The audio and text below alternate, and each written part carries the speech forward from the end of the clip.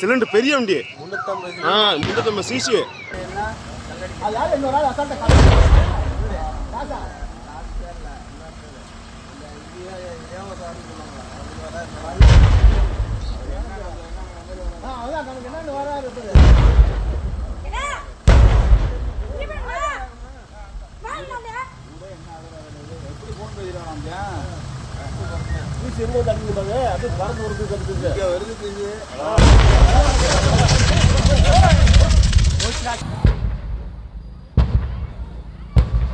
மொத்தம் எத்தனை சிலிண்டர்னு தெரியலையே.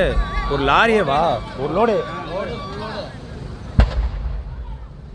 ஐயோ என் கம்பி உதறன்னு உதறது.